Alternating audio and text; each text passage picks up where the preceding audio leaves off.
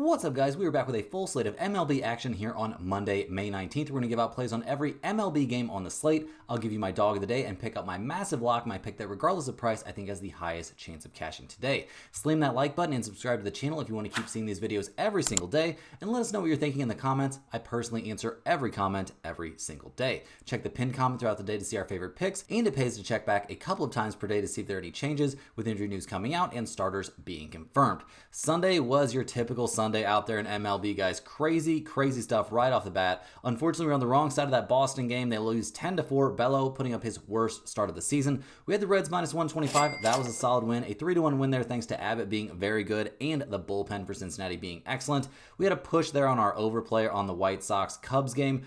18 hits in that game plus an error, still only somehow 8 runs. So that was a little bit annoying. We bricked that Jalen Williams prop. He had his best playoff game of his career, still only had 24 points. So I think the logic behind that play was sound, but he just got a couple extra baskets to go in, and we end up bricking that one. We had the Rangers plus 120 as our dog of the day. That one felt like a little bit of a bad beat, guys, because the Rangers out-hit the Astros in that game. We also saw, that 3-run home run was just a killer. So if that happens, you're going to lose. That's just the way it is. We still got the Yankees at minus 170 as our massive lock of the day. So hopefully that can come through and be a little bit of a day saver. They're currently tied up 2-2 in the bottom of the 8th with runners on second and third and only one out. So hopefully they can get at least one run in this inning. But we'll have to wait and see. Guys, let's go ahead. Forget about that Sunday. It's Sunday. We know how Sundays tend to go in the MLB. We're jumping in on a Monday slate here. So let's go ahead and look at our first game of the day. We've got the Chicago Cubs going on the road here to take on the Miami Marlins. The Cubs come into this game 28-19 on the year. They just finished off a sweep there of the White Sox, sweeping their crosstown rivals. So very good stuff there. Nothing like what we saw last year in this little rivalry series. Now the Cubs are going to be hitting the ball in this game to Ben Brown. He's 3-3 on the year, a 4.75 ERA. He's fresh off a reasonable start against the Marlins, ironically enough. I mean, Good outing, 5 1/3 innings, 5 hits isn't great, but only 2 earned runs, struck out 6 and walked 0, and he's been pretty good, and I would say his last 3 starts in a row, and 4 out of his last 5, he did get shelled by the Phillies, but that's going to happen to some guys, and I mean, this young 25-year-old, he's been doing his thing this year. I'm going to give him some credit where credit is due. Now, the Cubs' bullpen has not been great. A 4.36 bullpen ERA, while obviously not ideal, didn't look horrible there against the White Sox over that 3-game series. Now, granted, it's the White Sox, so I'm not going to overreact too much, but I am going to give them credit for improving at least a little bit. Now, the thing that makes this Cubs team actually good is their insane offense. I mean, we've seen guys like Nico Horner, Pete Crow Armstrong, Suzuki, just tons and tons of bats up and down. Danby Swanson hit a home run to extend the lead yesterday. They're second in the majors in runs scored. They're 10th in batting average, but top 4 in slugging percentage. This is an elite offensive team. So we'll see what they can get done here against the Marlins, who come into this game 18-27 on the year, fresh off of an excellent game where they won 5-1 there against the Tampa Bay Rays. The Marlins have won 3 out of their last 4, which is pretty crazy stuff for a team that, came into this season with very low expectations. Yankees putting up a couple runs there. They're up 4-2 now. Let's hope they can hold or put up some more runs. That'd be fantastic. So we'll see what the Marlins do here, handing the ball to Edward Cabrera. He's going to be making his start despite a small finger issue. He's 0-1 this year, a 5.52 ERA. His last time out, he was dominant against the White Sox, but it's the White Sox, so let's not freak out too much. But 5 innings, 3 hits, 1 earned run, pretty solid stuff. Start for that, gave up 7 hits over 5 2/3 against the Athletics, but only 2 earned runs. We did eventually see the Marlins lose that game 3-2. He's had some positive outings this season. I'll give him a little bit of credit, but not a starter that I'm in love with, and definitely not a bullpen I'm in love with either. Even worse than the Cubs, a 4.59 bullpen ERA. Not exactly what you want to write home about. Offensively, we saw the Marlins have a great game there yesterday. Lopez and Hicks hitting back-to-back home runs. Stower's hitting the ball pretty well. They're still only 19th in the majors in runs scored and 20th in slugging percentage, so not necessarily an offense that I'm nuts about, but they are out of that, the doldrums of being one of the worst offensive teams in baseball. So, looking at the numbers for this game, we see the Cubs at minus 175, the Marlins at plus 146. We've got a total of 9 out there. The Marlins not having to travel here. The Cubs obviously having to travel from Chicago to Miami, so not the shortest flight by any stretch, but I don't think that's a huge consideration here. The Cubs are 13-9 on the road, 12-8-2 to the over on the road. Miami 12-13 at home, 14-11 to the over at home. So both teams showing trends towards the over, but with a total of 9. Am I really going to go towards the over here? I mean, the Cubs at 175 is a little bit appealing if it wasn't for this travel spot. The Marlins at plus 146 seems a bit rich for me, so I'm going to side here just slightly towards the Cubs, but not a spot where I'm showing tons of value. Rolling right along, we're looking at the Cincinnati Reds going on the road to take on the Pittsburgh Pirates. The Reds just swept the Guardians. Slam that like button if you enjoyed actually cashing a bet there on Sunday on the Cincinnati Reds. That 3-1 win there. Compliments of a very good pitching day and just enough offense to get the job done. They're going to be hitting the ball in this one to Nick Lodolo, who's done some good stuff this year. He's 3-4, a 3.42 ERA. His last start against the White Sox was not great. 5 1/3 innings, 7 hits, 3 earned runs allowed in a 4-2 loss for the Reds. But generally speaking, he's been pretty good, and I would say 4 out of his last 5 starts. He did get shelled by the Nationals of all teams. That's a little bit weird, but we'll see what he can do here against the Pirates. Obviously, not the scariest team out there. Now, he has not faced the Pirates yet this season, but Nick Lodolo is somebody they are very high over there, over there in Cincinnati. So we'll see what he can get done here. Obviously, the Reds' bullpen's been fantastic this season. What are they, top 8 in the majors right now? A 3.40 ERA, and that's a number that might be coming down after another very good day. The offense is also kind of finding its way. Now, it's not great. I mean, they've scored 3, 4, 5, and 7 runs over their last few games, all of which were wins, I will note, but this isn't an offensive powerhouse. Ellie De La Cruz is doing his thing. He's hitting the ball pretty well, but 18th in batting average, 12th in on-base percentage, slugging percentage of 393. I think this is going to be around an average offense, which isn't the worst thing in the world. Maybe it sucks a little bit if you're playing in such an offensive-friendly park in half your games, but overall, I don't hate what the Reds are doing at the plate right now. We'll see if they can keep this roll going up against the Pirates here, who are 15-32 on the year. They just got swept by the Phillies, losing 1-0 there yesterday. They're hitting the ball in this one to Mitch Keller, hoping he can get on the right track here. The poor guy's 1-5 this year, a 4.15 ERA. His last start, he was very good against the Mets, guys. 7 innings pitched, 5 hits, 2 earned runs allowed, 8 strikeouts, 1 walk in a game we eventually saw the Pirates lose 2-1. He's gotten 1, 0, 4, 4, and 4 runs of support over his last 5 starts, all of which have been losses for the Pirates. Now, even if he has a good start, you have to worry about the Pirates' bullpen, which has been pretty bad, definitely in the bottom third of the league, a 4.42 bullpen ERA, not what you're looking for, and the offense has been atrocious. They scored 0, 2, 4, 4, and 1 runs over their last few games. They're sitting in dead last in the majors in runs scored. They are second to last in the majors in batting average, batting .218 as a team.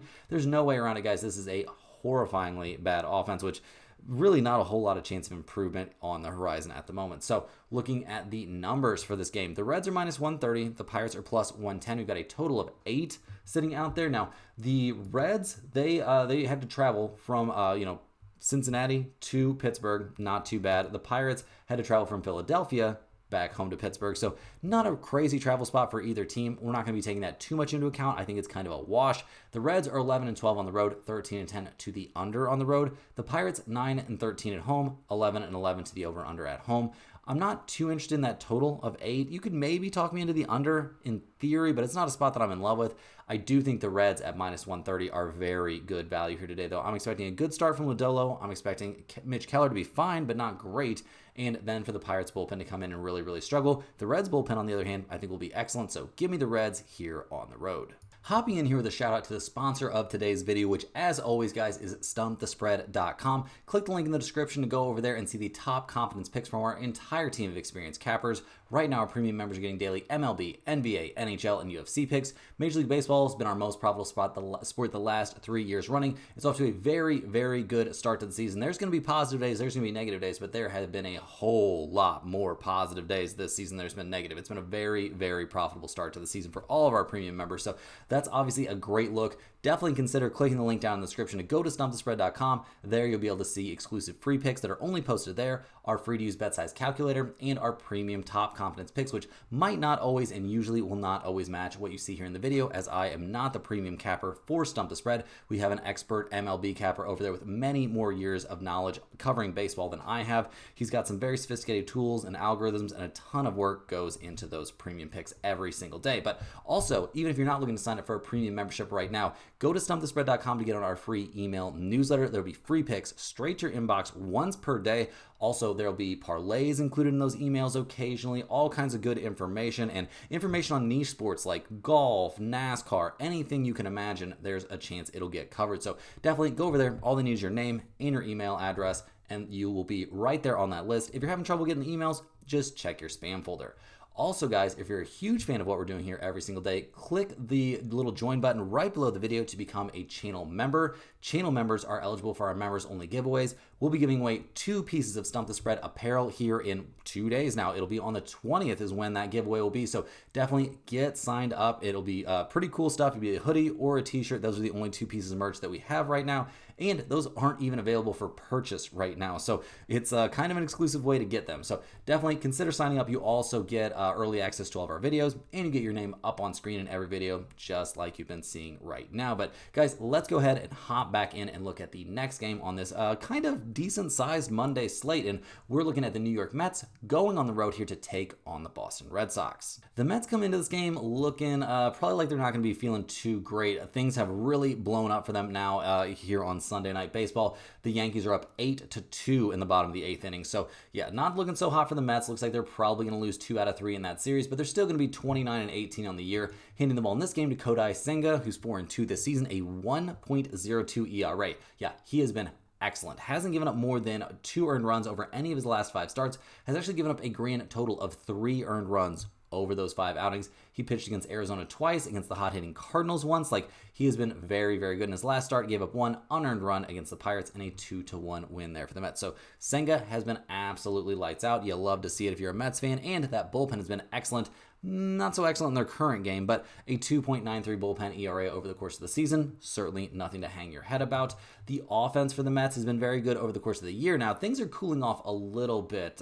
Alonso, putting up an RBI single is a good look, but he's cooled off drastically from a insanely hot start. Obviously, it was not a, achievable level to maintain, but we still like him batting over 300 this year. Lindor's hitting the ball really, really well. Like, this team has some great hitters. They just haven't been hitting the ball that well. I mean, obviously only 2 runs in their current game, 3, 2, 0, 2, and 4. Like, those are not the kind of numbers we expect to see from this offense, generally speaking. So we'll see if they can turn it around a little bit, going on the very short trip there from Yankee Stadium to Fenway to take on the Boston Red Sox, who let us down pretty aggressively yesterday. Bello having a terrible, terrible start in a 10-4 loss there against the Atlanta Braves. Now, the Red Sox are floundering. They've actually lost 5 out of their last 6 games. They're going to be hitting the ball in this one to Hunter Dobbins, hoping he can right the ship for them. He's 2-1, a 3.90 ERA. His last start, he got shelled there at Detroit, gave up 9 hits, 5 earned runs, and a home run over 5 innings of work in a 6-5 loss there for Boston. His start before that, he was lights out against the Royals, so we'll see what he get from him in this one. He's had some very good outings. I would say 3 out of his last 5 starts have been excellent. We'll just see what he can do here against the Mets. Not always the easiest team to pitch against, but they've been slumping a little bit recently, so we'll see how that goes. Now, the Boston bullpen, I have said some pretty bad stuff about this season. It seems like they're kind of turning things around. They're in the top half of the majors now. A 3.72 bullpen ERA is at least, respectable, but not a bullpen that I'm looking at as a huge plus, at least not yet. The offense for the Red Sox has been very problematic as well. I mean, they've scored 4, 7, 2, 5, 9, and 2 runs over their last few. Just not incredible. Not incredible. They're 6th in the majors in runs scored somehow. They're 10th in the majors on base percentage, but they just seem to struggle to put up runs, and they're really in a little bit of a funk at the moment. So we'll see if they can bust out of that funk here against the Mets and Senga, but that's a pretty big ask. So look at the numbers here. We see the Mets at -140, the Red Sox at +120. We've got a total of 9 out there. The Mets are 12-12 on the road, 14-9-1 to the under on the road. Boston 12-11 at home, 11-10-2 to the under at home. First off, guys, I think the under 9 is very, very live in this game. I don't think we're going to see a crazy amount of offense all of a sudden out of the Mets, who have been slumping offensively. I don't think we're going to see the Red Sox have a very good time against Senga. So I think under 9 certainly has some value in this game. If you're begging me for a side, I trust Senga and the Mets bullpen way more than I trust Hunter Dobbins. So also take a good hard look at the Mets here at -140. That a pick that I think has significant value. One of these, either the under or the Mets -140, could definitely end up in the pinned comment. Rolling right along here, guys, we're looking at the Houston Astros going on the road to take on the Tampa Bay Rays. The Astros come into this game 24-22 on the year. They just split a 4-game series there against the Rangers. They're going to be hitting the ball in this one to Colton Gordon, who has yet to figure out a result this season, is sporting a 6.23 ERA. This is only his 2nd start of the year. He didn't have a great time against the Royals his first time out. 4 1/3 innings, 7 hits, 3 earned runs, and a home run surrendered. Now, we did eventually see the Astros win that game 4-3, but not all Colton Gordon's fault. So we'll see what he can do, see if that Astros bullpen continues to be elite. A 2.71 bullpen ERA has them currently 2nd best in the majors, so that's obviously a very good look. The offense has been what's held this team back this season, which is weird to see. They're 13th in the majors in batting average, they're 13th in on-base percentage, but their slugging percentage and just, raw runs scored numbers are very, very problematic. They've scored 4, 1, 6, 0, 4, and 2 runs over their last few games. Just not necessarily an elite level offense, or at least that's not what it's looking like here in the early-ish going. So we'll see what they can get done against the Rays, who are 21 and 25 on the year. They've actually been alternating wins and losses for quite some time now. They're going to be hitting the ball in this one to Ryan Pepio, who's 2-5, a 3.93 ERA. He's fresh off a middle-of-the-road start against, not Tampa Bay, a middle-of-the-road start against Toronto, where he went 6 innings, gave up 6 hits, and 3 earned runs, including a home run, in a game we eventually saw the Rays lose 3-1. Also, Tampa Bay's only 1-4 over his last 5 starts, but to be honest, he's been excellent in 3 of those starts and decent in the other 2, so I don't really think this is Pepio's fault. I also don't think it's really the fault of that Tampa Bay bullpen. While they've taken a little bit of a step back, they are still in the top 10 in the majors, a 3.45 bullpen ERA, not the end of the world. What is approaching end of the world status is this Tampa Bay offense. 1, 4, 4, 8, 1, 11, 2, and 3 runs over their last several games. They're 22nd in the majors in runs scored, 25th in slugging percentage, 20th in on-base percentage, getting on base at a 309 clip. Just not the kind of offense you're going to be very scared of at any point. So looking at the numbers here, the Astros are actually the underdogs. They're plus 115. The Rays are minus 135. We've got a total of 9 in this game. Houston, 9 and 13 on the road, 11, 9 and 2 to the under on the road. Tampa Bay, 11 and 17 at home, 15, 11, and 2 to the under at home. This is another spot where I think the under is very, very reasonable, guys. I don't have a huge lean on the side. I would maybe take the Rays and Pepio here at home, but I don't love it. I think we're just going to see a very low-scoring game in this one, and any team can win when it's a one-run game. Next on the docket, we've got the Baltimore Orioles going on the road to take on the Milwaukee Brewers. The Orioles come into this game on quite the slide, guys. They're up to 6 straight losses. They just got swept by the Nationals. They're hitting the ball in this one to Dean Kremer, hoping he can turn things around for him. Not really his forte. He's 3-5 on the year, a 5.36 ERA. He's fresh off of a 5 2/3 innings, 7 hits, 4 earned runs allowed, and a couple of home runs surrendered there against the Twins in a 6-3 loss there for these, staggering Baltimore Orioles. It's been pretty rough. I don't really see a lot of light at the end of the tunnel. Their bullpen's not very good either. Bottom 5th or 6th in the majors. A 4.93 ERA is a pretty big yikes, and the offense has fallen off a cliff. So much worse than last season. They're 25th in the majors in runs scored. They are 24th in the majors in batting average. Their slugging percentage numbers are below average for the majors. This is just not a very good offensive team, and we're too deep in the season to say it's early on. They're 45 games in. This is who they are. So we'll see what they can get done going on the road against the Brewers, who are 22 and 25 on the year. They managed to salvage 1 win there against the Twins to snap that winning streak for Minnesota, but guys, the Brewers have not been great at 22 and 25 on the year. They're giving the ball to Quinn Priester in this game. He's 1-2 this season, a 4.59 ERA. The young 24-year-old's been doing some pretty decent stuff, I guess, his last couple times out, but it hasn't been dominant stuff, and both games have been losses for the Brewers. The Brewers are actually 0-5 in his last 5 outings, which a little bit problematic. He gave up 7 runs against the Cubs, 5 runs against the Cardinals. Now he gave up 3 runs against Houston and 1 run against the Cleveland Guardians his last time out. So maybe he's getting a little bit better, but not somebody that I'm super jazzed up to hand the ball to if I'm the Milwaukee Brewers. And the bullpen's been worse, guys. A 4.53 bullpen ERA, not good at all. Now, the last few games, maybe it's looked just a slight bit better, but not a bullpen that I have very much trust in at all. And the offense, while they did manage to get on the board yesterday, scoring 5 runs, they scored 5, 0, 0, 9, 0, 0, and 4 runs over their last few. This is a bad offense, guys. It's just, maybe they're in a bit of a slump, but 25th in batting average, batting .229 as a team, 28th in slugging percentage, slugging .346. I don't have a lot of positives to find in that, guys. It's just looking pretty bad. So, looking at the numbers here, I'm a little bit surprised. I guess it's the Orioles. So, I don't know. It's just, this is pretty dark. 2 teams that are struggling going up against each other. The Orioles are plus 100. The Brewers are minus 120. We've got a total of 8.5. Baltimore, 7 and 15 on the road. 14, 7 and 1 to the under on the road. Milwaukee, 13 and 9 at home, 14, 7 and 1 to the under at home. Just based on the incompetence currently of these 2 offenses, I think under 8.5 is live. I don't love these 2 pitchers necessarily, so I won't be putting that in the pinned comment. You could also talk me into the Brewers here at minus 120 with Quinn Priester on the mound, but their bullpen's so bad, I'm not in love with that one either. So this game, pretty much a stay away spot for me, and I don't even want to watch this one, to be honest, guys. These two teams, not a good time. Next on the docket, we've got the Cleveland Guardians going on the road to take on the Minnesota Twins. The Guardians come into this game 25-21 on the year, but they've dropped their last 4 in a row, just getting swept there by the Cincinnati Reds. They're going to be hitting the ball in this one to Logan Allen, who's 2-2 on the year, a 3.70 ERA. He's fresh off of a dominant start against the Brewers, guys. 6 innings, 3 hits, no runs allowed, struck out 6, and walked 1. He hasn't been that lights out in general this season. He had a really bad start against Boston a few starts ago, but overall, I don't think they hate the way he's throwing the ball, but like I said, not somebody that I'm in love with. Now, we'll see what he can do here against the Twins. We'll also see what that bullpen for Cleveland can do. It has not been nearly as good as last year, not even in the same ballpark. A 4.06 bullpen ERA, clearly below MLB average there, and the offense, whoa, real bad. 1, 4, and 5 runs over their last few games. Not looking great. Stephen Kwan struggling a little bit at the top of the order. Manzardo has cooled off drastically after a very, very hot start.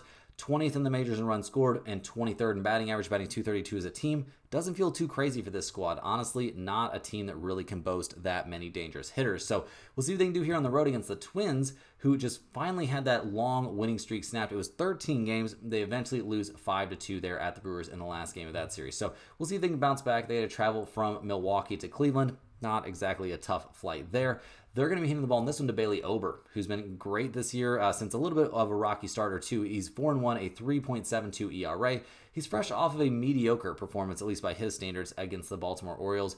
4 2/3 innings, 2 hits, 3 earned runs allowed. He gave a home run, walked 3, and struck out 3. So not his best stuff. He's in a little bit of a bounce back spot. The 4 starts before that were all dominant outings. So I'm expecting Ober to be good, no doubt about that. I'm also expecting the Twins bullpen to be very, very good. They've been excellent in this, winning streak. A 2.89 bullpen ERA has them 3rd best in the majors.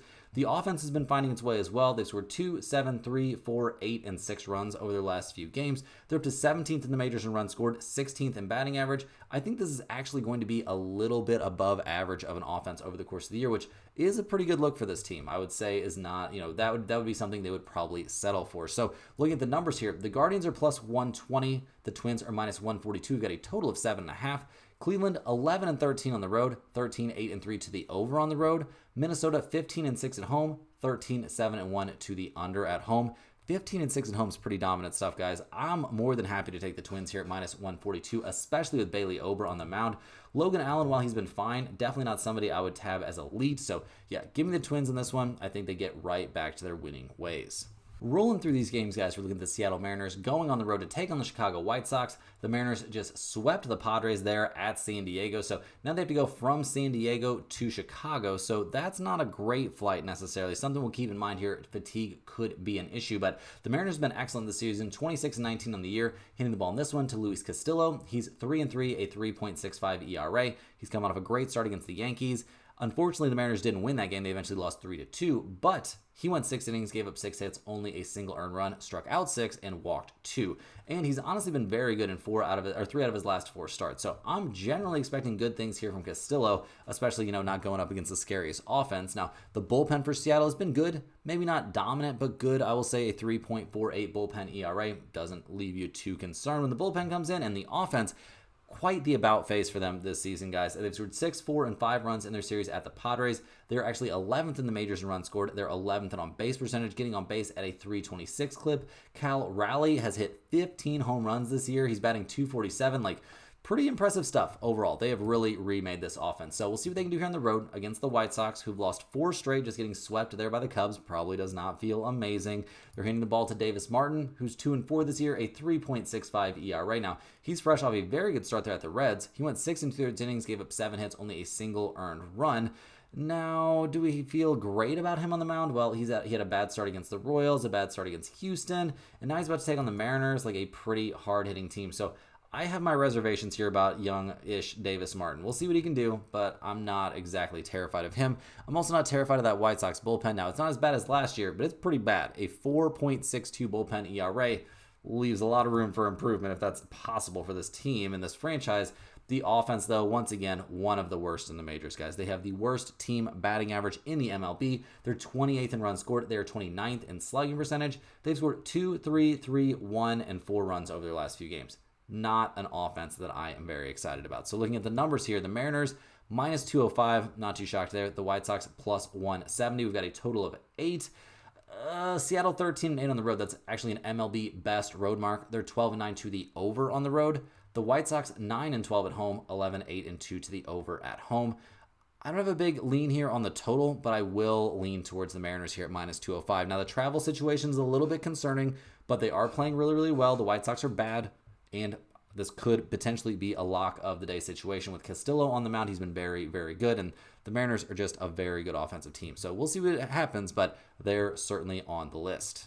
Next on the dock, we're looking at the Detroit Tigers going on the road to take on the St. Louis Cardinals. The Tigers just won 2 out of 3 there at the Blue Jays at 31-16 on the year. They're having a pretty good time. Now they had to just travel from Toronto to St. Louis, so going through customs always a little bit annoying. Throwing the ball in this one to Keter Montero, who's 1-1 on the year, a 4.68 ERA. His last start was back on the 13th against Boston. It wasn't even a start, actually. It was a long bullpen appearance, and he had just come off an 8-inning appearance there against Colorado, and he struggled. No shocker there. 3 1/3 innings, 5 hits, 3 earned runs allowed. Now, Detroit eventually won that game 10-9 in 11 innings, so his team wasn't punished, but this young guy definitely is still in search of a little bit of consistency. I think he's in a decent bounce-back spot here, so we could see him have a decent outing against a Cardinals team that's been very good at the plate, but I don't know if I'm 100% bought in yet. Now, the Tigers' bullpen's been excellent, 4th best in the majors, a 2.92 bullpen ERA. The offense has also been significantly improved. Now, only 3, 1, and 5 runs in their last series, but over the course of the year, they're the 4th highest scoring team in the majors, 6th in on-base percentage, getting on base at a 332 clip.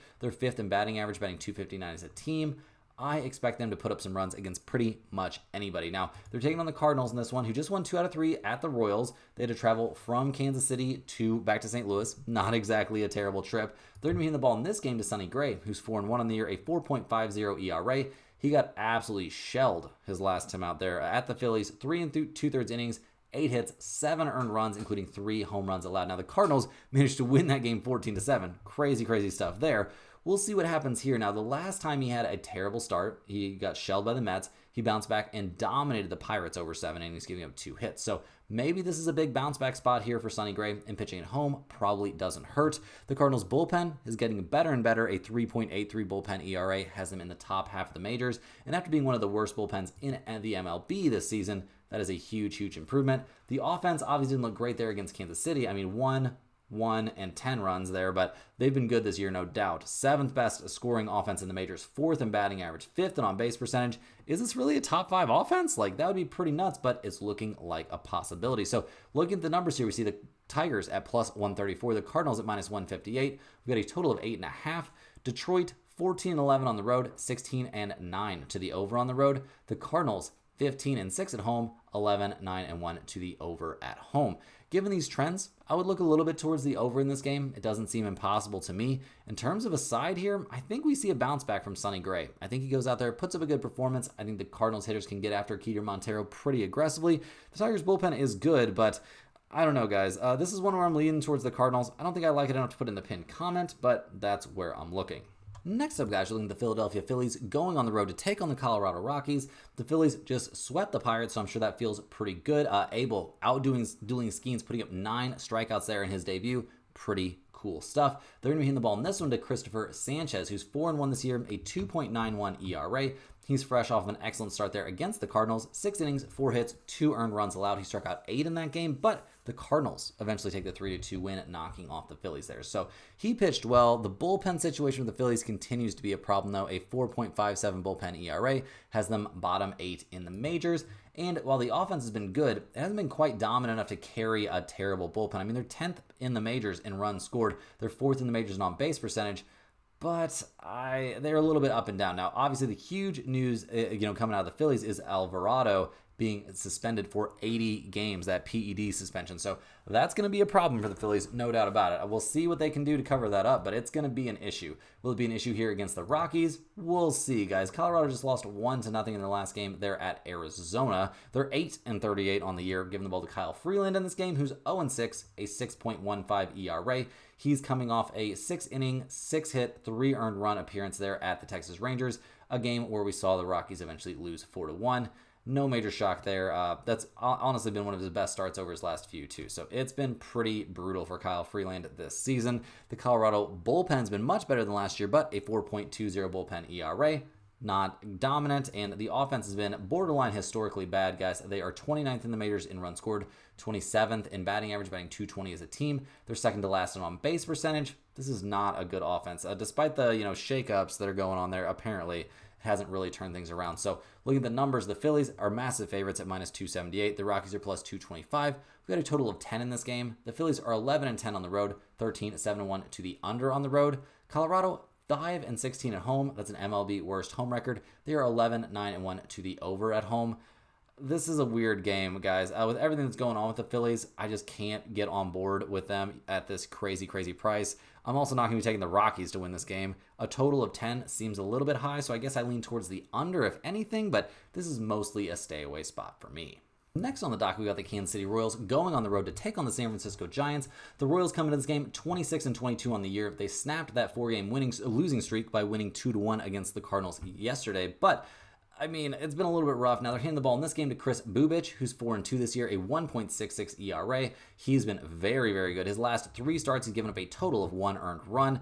The Royals are only 2-1 over that stretch, but he's been excellent. So I'm expecting another good outing from him. I don't think there's any reason to expect anything different. That Royals bullpen continues to be elite. A 3.19 bullpen ERA has them among the top 6 in the majors. The offense continues to be the problem for this team. Just not very good, guys. I mean, Bobby Witt Jr. is batting just over 300, but aside from him, there's not a ton of positives. They're 27th in the majors in runs scored. They are 27th in the majors in slugging percentage. They scored 2, 0, 3, 3, 1, 7, and 1 runs over their last few. It's not a good offense. So they're going to have to put some runs up here against the Giants, who have won 4 out of their last 5. They're fresh off of sweeping the Athletics. They're going to be hitting the ball in this one to Robbie Ray, who's 6-0 this year, a 3.04 ERA. His last time out, 6 innings, 7 hits, 3 earned runs, 9 strikeouts, 3 walks, and a 10-6 win there over the Arizona Diamondbacks. We see that the Giants are 5-0 over Robbie Ray's last 5 starts. Not a lot of negatives for him this season. He tends to get lots of run support, and he's throwing the ball pretty well. Now, the Giants' bullpen has also been elite. Tops in the majors. A 2.51 bullpen ERA is the best bullpen ERA out there. The offense is where the questions start to crop up for me about this team. Now, they're 8th in the majors in runs scored, but they're batting .238 as a team. That's 22nd in the majors. They're 16th in the majors in on-base percentage. I don't know how thrilled I am about this team at the plate. So looking at the numbers here, we see the Royals at plus 110, the Giants at minus 125. We got a total of 7.5. The Royals 9-13 on the road, 14-7-1 to the under on the road. San Francisco 16-7 at home, 13-10 to the under at home. Despite this number being 7.5, I think we definitely have to consider the under in this game. I'll also maybe take a flyer on the Giants at minus 125 just because Robbie Ray is starting. They've been so lights out when he starts, but I think the under is probably where the value is. Rounding into the home stretch here, guys, we're looking at the Los Angeles Angels going on the road to take on the Sacramento Athletics. Now, the Angels are coming off of a sweep of the Dodgers, guys. They won all 3 games in that series, winning 6-2, 11-9, and 6-4 there to finish things off. They're going to hand the ball in this one to Jose Soriano, hoping he can keep the good times rolling. He's 2-4 this year, a 3.46 ERA. He's fresh off of probably his best start of the season. He went 7 innings, gave up 4 hits, and 2 unearned runs there against the Padres in a 6-4 loss for the Angels. The Angels are also 0-5 in his last 5 starts, so that's something to take into consideration as well. Their bullpen's been historically bad. A 7.06 bullpen ERA is worst in the MLB, and their offense, while it looked great there against the Dodgers, has not been great this year. 24th in the majors in runs scored and last in on-base percentage. So we'll see what they can get done here on the road against the Athletics, who obviously not having a great time either. They've lost 5 in a row, just getting swept there by the Giants. They're hitting the ball to JT Ginn in this game, who's 1-1, a 4.61 ERA. He's coming off the IL to start this game. He was dealing with an elbow issue, and now he's going to be back out there. He wasn't particularly dominant over the 3 starts that he's had this season. I guess he did open the year with a very good start against the Mets, but struggled a little bit against the Brewers, struggled a little bit against the Rangers. Is he going to be great now all of a sudden? His last start was on the 24th of last month, so he's had almost a month off, 3 weeks. I don't know if I really buy it. So we'll see what he does. The Athletics bullpen, though, has been horrifying. A 5.82 bullpen ERA is bottom 3 in the majors. And the offense, like I said, while it was just so... Well, in the offense for the Athletics has not been good either. I mean, 2-0, 1, 2, and 3 runs over their last few is not great. They're 14th in the majors in runs scored and 9th in batting average, but has not looked like that recently. So we'll see what happens in this game. The Angels are plus 105. The Athletics are minus 125. We've got a total of 9.5. The Angels are 11-15 on the road, 15-11 to the over on the road. The Athletics 8-13 on the road and 8-13 at home, 14-7 to the over at home. We'll see what gets done in this game. I would lean slightly towards the over, I suppose. I also kind of want to take the Angels here despite the fact they're still on the road, but I don't know if that momentum is going to carry over. So this game, mostly a stay away spot for me. Last but not least here, guys, we're looking at the Arizona Diamondbacks going on the road to take on the LA Dodgers. Now, the Diamondbacks just won 2 out of 3 there against the Rockies. Merrill Kelly going nuts there in that 1-0 win in their last game. 25-22 on the year is not where they want it to be. They're going to hand the ball in this game to Brandon Pfaadt, who's 6-3 this year, a 3.73 ERA. He's coming off a mediocre start there at the Giants. Now, he just faced the Dodgers back on the 8th and went 6 1/3 innings, gave up 4 hits, no runs, struck out 6 and walked 3 in a 5-3 win there for the Diamondbacks. So very, very positive stuff there. The Arizona bullpen, not great though, a 5.34 bullpen ERA. So we are worried about that. Should we be worried about the offense? I mean, Josh Naylor, a monster, lots of monsters on this lineup, guys. They did manage to lose that 14-12 game for us. That was pretty annoying stuff. But over the course of the year, they're the 5th highest scoring team in the majors. They're 3rd in on-base percentage. I'm not going to get too worried about Arizona Diamondbacks at the plate. So we'll see what they can do here against the Dodgers, who are 29-18 on the year. Just getting swept there by the Angels, though. Pretty embarrassing stuff. They're in the ball in this game to Landon Knack, who's 2-1 on the year, a 5.89 ERA. His last time out, not great. 4 2/3 innings, 7 hits, 5 earned runs, gave up a couple of home runs against the Athletics. So we'll see if he's got a bounce back in him. I don't believe that he's faced the he has not faced the Diamondbacks yet this season. So we'll see what he can do. The Diamondbacks, kind of a tough nut to crack, though. The bullpen situation for the Dodgers, also not amazing. A 3.90 bullpen ERA has them kind of league average, which isn't what you would expect for a team that spent so much money. Now, the offense is obviously great. I mean, they're 1st in the majors in runs scored. They're 1st in the majors in on-base percentage. Edman coming back should help. Freddie Freeman's hitting the cover off the ball. Ohtani's up to 16 home runs. All that kind of positive stuff didn't really seem to matter against Brandon Pfaadt the last time he pitched against the Dodgers. So we'll see what happens in this one, guys. I'm a little bit concerned here for the Dodgers, and we are still looking for a dog of the day. Now, the Diamondbacks come into this game plus 122. The Dodgers come into this game minus 145. We've got a total sitting out there in this one of 9.5, so a very, very high total is what the odds makers are expecting. Arizona 12-9 on the road, 11-9-1 to the over on the road. The Dodgers 17-7 at home, 16-8 to the over at home. You could talk me into over 9.5. I think we'll probably see a good amount of offense in this game, but I'm going to be taking the Diamondbacks here at plus 122 as our dog of the day. It's a little bit shorter of a slate. This isn't my favorite dog of the day that I've ever posted, but with Pfaadt having positive history here against the Dodgers, that's a very good thing. Knack not looking great. The Dodgers clearly skidding right now. The Diamondbacks offense in a little bit of a bounce back situation against a pitcher I think is hittable and a bullpen that's clearly hittable. I think this is a great spot to take the Diamondbacks, and getting plus 122 just makes it even better. That's all the games we have for today, guys. Hit that like button for good luck on all of your bets. Get over to stumpthespread.com. Get on that free email list. It's absolutely free, and it's great information straight to your inbox every single day. Subscribe to the channel if you're new around here, guys. Let me know in the comments any questions you have on today's slate. I appreciate you watching. Don't forget to get over to stumpthespread.com, like I was saying, guys, and we will see you right back here tomorrow, same time, same place, for more sports betting action.